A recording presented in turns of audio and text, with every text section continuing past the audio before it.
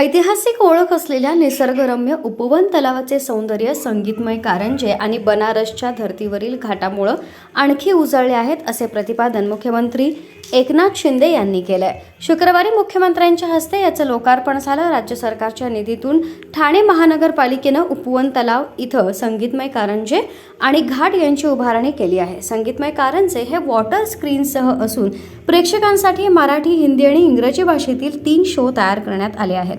छत्रपती शिवाजी महाराज, ठाणे शहराचा इतिहास आणि राम मंदिर असे विषय आहेत। हे कारंजे आणि घाट यांचं लोकार्पण मुख्यमंत्र्यांच्या हस्ते संस्कृती कला उत्सवाच्या तरंग या पाण्यावरील रंगमंचावर करण्यात आले। या प्रसंगी खासदार श्रीकांत शिंदे, आमदार प्रताप सरनाईक, ज्येष्ठ गायिका अनुराधा पौडवाल, माजी आमदार रवींद्र फाटक, माजी नगरसेविका परिशा सरनाईक, आशा डोंगरे, जयश्री डेव्हिड, माजी नगरसेवक पूर्वेश सरनाईक, महापालिका आयुक्त अभिजित बांगर आदी मान्यवर उपस्थित होते। ठाणे शहर आता बदलू लागलं आहे, स्वच्छ होत आहे, रस्ते चांगले होत आहेत। महापालिकेची सर्वंकष स्वच्छता मोहीम उत्तम सुरू आहे। आपल्याला ठाणे शहर स्वच्छ, सुंदर आणि निरोगी करायचं आहे, असं मुख्यमंत्री यावेळी म्हणाले। उपवन तलाव परिसरात ठाणेकर आतापर्यंत फक्त चालायला फिरायला यायचे, आता त्यांना या संगीतमय कारंजाचाही आनंद घेता येईल।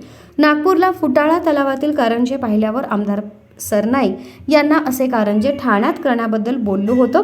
त्यांनी पुढाकार घेऊन वर्षभरात कारंजे सुरू करूनही दाखवले, असे मुख्यमंत्री म्हणाले। तसंच येथील शो विनामूल्य ठेवावेत असे निर्देशही त्यांनी महापालिका आयुक्तांना दिले। मुख्यमंत्र्यांमुळे ठाण्यात विविध प्रकल्प साकारणे शक्य झाले, असे आणखी 2 संगीतमय कारंजे लवकरच सुरू होतील, अशी माहिती आमदार सरनाईक यांनी दिली। या कार्यक्रमात चित्रकार किरण कुंभार यांना मुख्यमंत्र्यांच्या हस्ते शिवगौरव पुरस्कारानं गौरवण्यात आलं। किरण कुंभार यांचं एक चित्र अयोध्येतील राम मंदिरात लावण्यासाठी निवडण्यात आलं आहे, त्याची प्रतिकृती कुंभार यांनी मुख्यमंत्र्यांना भेट दिली। ज्येष्ठ गायिका अनुराधा पौडवाल तसंच संदीप वेंगुर्लेकर यांचाही मुख्यमंत्र्यांच्या हस्ते सत्कार करण्यात आला।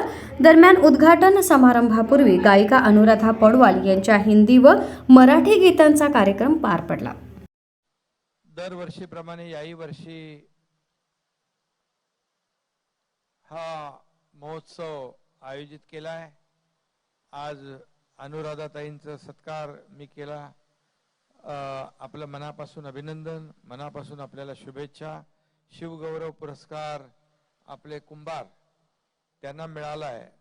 त्यांचं चित्र जे आहे अयोध्येतल्या मंदिरामध्ये, मंदिर परिसरामध्ये लावण्याची परवानगी त्यांना मिळाली आहे, त्याबद्दल तुमचं देखील मनापासून मी अभिनंदन करतो आणि शिवगौरव पुरस्कार आपल्याला प्राप्त झाल्याबद्दल मनापासून शुभेच्छा देतो। खरं म्हणजे आज दरवर्षीप्रमाणे हा फेस्टिवल होतो आणि लोकही ठाणेकर याची आतुरतेने वाट पाहत असतात। आज आपण पाहतोय की त्याच्यामध्ये आणखी एक नवीन म्युझिकल फाउंटन या ठिकाणी सुरू झालाय आणि त्याच्यामध्ये आपला ठाण्याचा इतिहास, राम मंदिर, दिघे साहेबांचे त्याच्यामध्ये ठाणे बदलतंय, छत्रपती शिवाजी महाराजांचा इतिहास, हे सगळं त्या म्युझिकल फाउंटन मध्ये दाखवलंय। खरं म्हणजे प्रताप सरनाईकांनी सांगितलं ते बरोबर आहे की आम्ही नागपूरला फुटाळा तलावामध्ये गडकरी साहेबांनी असंच एक चांगला फाउंटन तयार केलाय आणि तो पाहिल्यानंतर मी प्रताप सरनाईक यांना सांगितलं ठाण्यामध्ये देखील सुरू करा आणि लवकर युद्ध पातळीवर एवढ्या लवकर सुरू होईल असं मला वाटलं नव्हतं, परंतु आपण ते लवकर सुरू केलं त्याबद्दल आपलं अभिनंदन करतो आणि ठाणेकरांना देखील एक खऱ्या अर्थाने एक आनंद, एक हा उपवन तलाव जो आहे ऐतिहासिक आहे। मगाशी ते कुठला